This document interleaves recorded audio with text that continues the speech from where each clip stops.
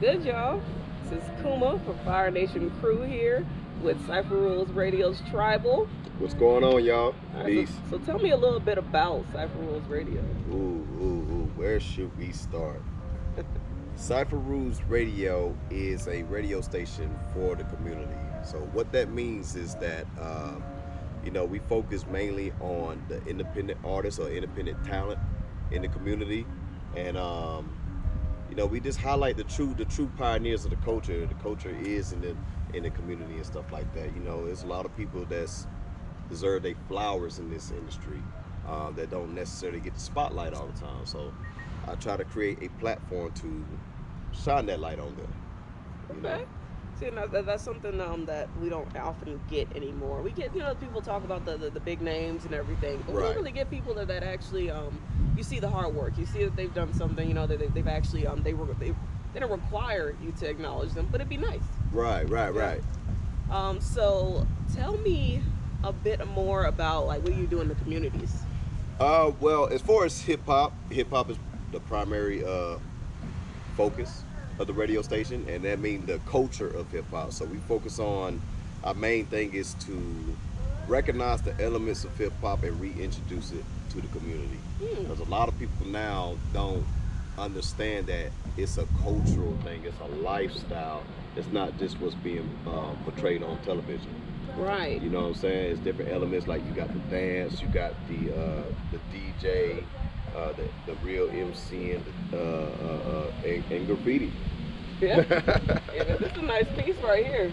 Yeah. So this piece in particular is one of the examples of some of the relationships we build. Thank you to the Atlanta Beltline Art Division, allowing us to express what we got going on through the arts.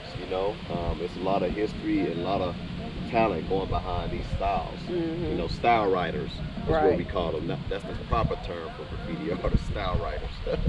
You see, I'm happy that you actually touch on all those. I mean, a lot more often than not, you see the MCs getting love, or you see the DJs nowadays coming up and whatnot, getting love and whatnot, and the dancers, it's a hit and miss with dancers sometimes if they don't have large names and they haven't been in big places. But for graffiti, man, no one hits that. That's a big form of art right there. Like that. Yeah. I don't even know if people understand how hard it is to do this.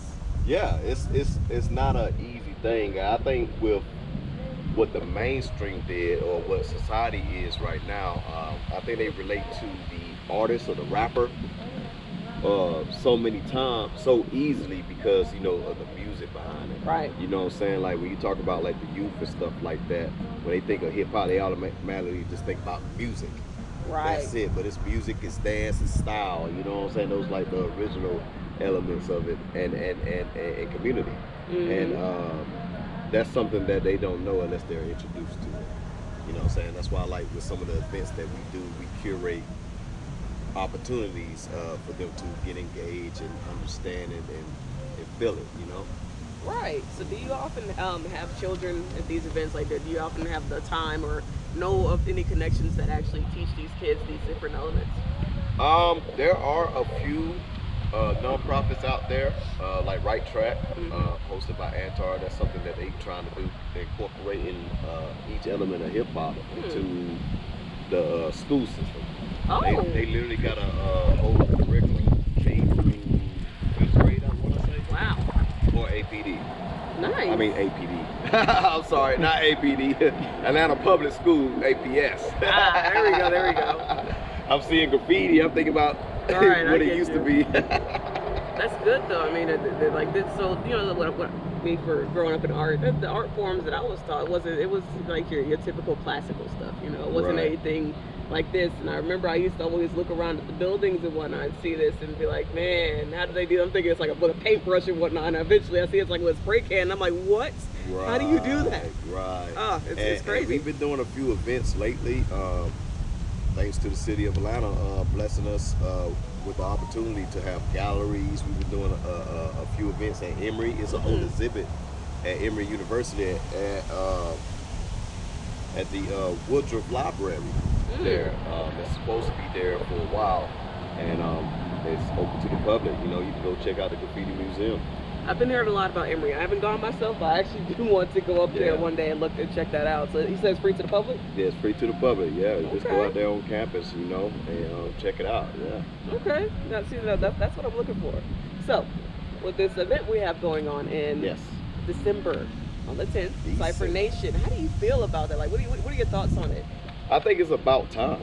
Like we was talking about family-friendly events before, they are necessary when it comes to spreading the culture and what the culture really is. So the fact that y'all created a youth division for breaking, I think that's amazing to get folks involved and, you know, get the community involved, get the kids involved to express their talents, you know what I'm saying? And battle each other, you know, some friendly competition. Right.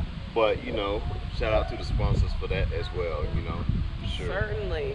So how do you feel about like working with Red Bull and whatnot? Like that's an interesting thing that we like. That's a sponsor. It's always amazing to see how far this thing goes, because you know everything we have built has been genuinely for the people, and you know, I think it's a blessing. I mean, you know, and like we get sponsors like that. Emory, GSU, stuff like that for what we're doing, and we just everyday people. Right. And I think that's amazing. It's definitely a blessing to get recognized, you know what I'm saying, by people like that, and including Making It magazine. You know what I'm saying? Right. Shout out to y'all, like for real. I mean, because like we get overlooked a lot, and that's the true culture of hip hop. You know, with a lot of negativity that's being painted on the hip hop culture, that's not. You know, we got a whole different lane that's haven't been explored yet. Exactly. And to create that opportunity for people to come and see another part of the culture I think is great. Indeed, indeed. So, with all that being said, Travel, thank you so much. Like we mentioned earlier and a few other times, you guys seen the flyers. It will be December 10th. CypherNation will be held. Mind you, these battles will not just be breaking, but sooner or later we're gonna have small styles come through. It's gonna be lit. Yeah. We got plenty of vendors. We have plenty of sponsors. I'm excited to see who comes out, who's gonna be there, and who's gonna bring that fire. Cause you know, FyreNation. There you go. Well, with that all being said, it will be at Dance Flicks, the studio in Swanee. Yes. So. That being said, thank you guys. Thank you. Peace, y'all. We out. All right, peace.